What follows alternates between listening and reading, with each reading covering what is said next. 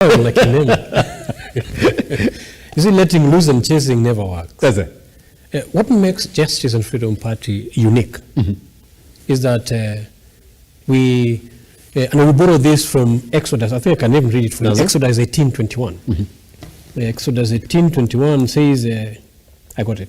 It says that, moreover, you shall select from all the people able men, such as fear God in translation or Yahweh, men of truth,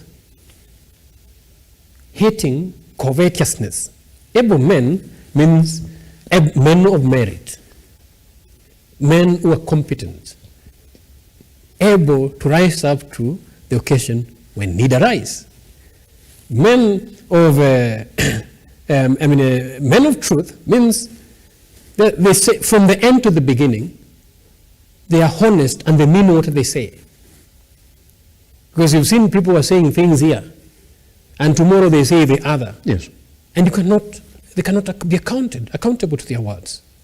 And men who hate covetousness, men who hate greed, men who hate corruption, such should be your leader.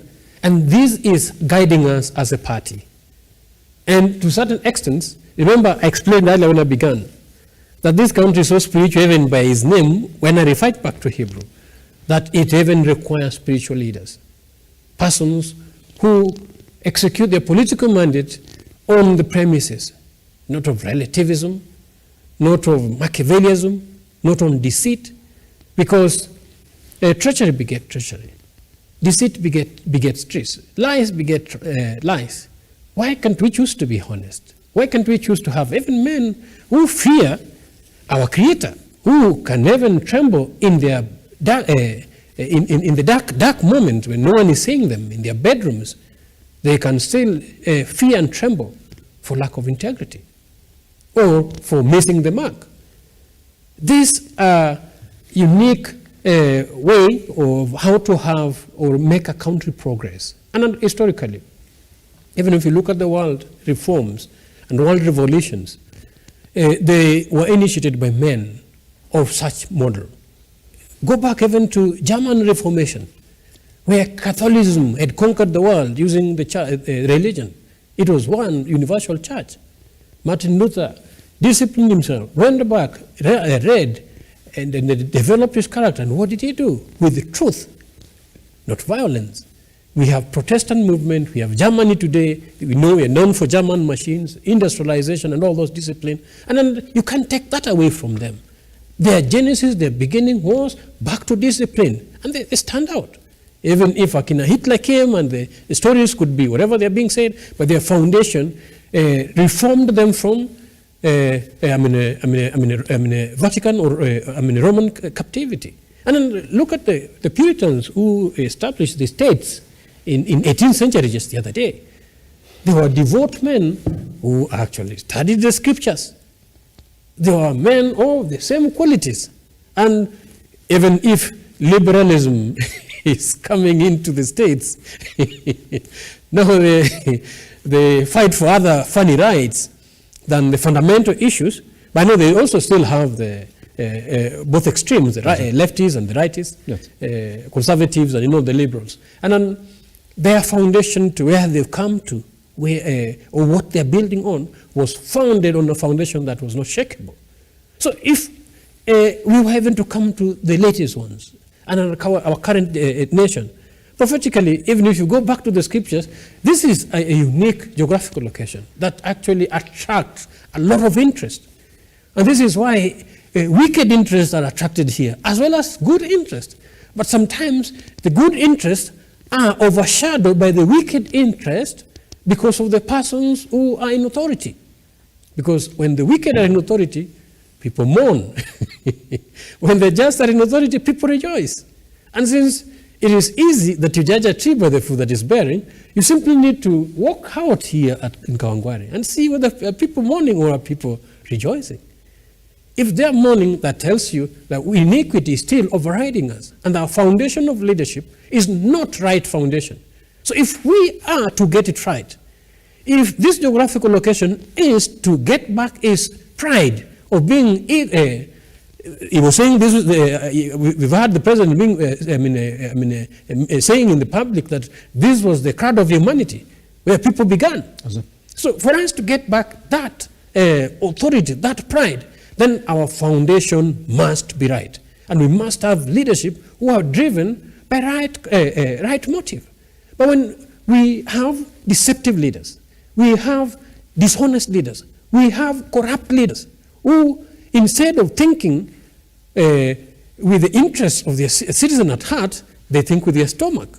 Actually, they are so short-lived to a point that even the decision they make today affect them tomorrow. And they're the same one who start crying. Because if UDA leadership was true and honest to fulfill its mandate, then they must have put some criteria in place to appoint and put in place leadership who merit those philosophies that they believed in. But you can't allow and remember during gerrymandering, all your sycophants, all your cronies, all your relatives, all your tribesmen, you're pushing them out because of your greed, because of your fear, because of your incompetence, thinking that they'll protect you. They cannot protect you when the wicked external forces come here.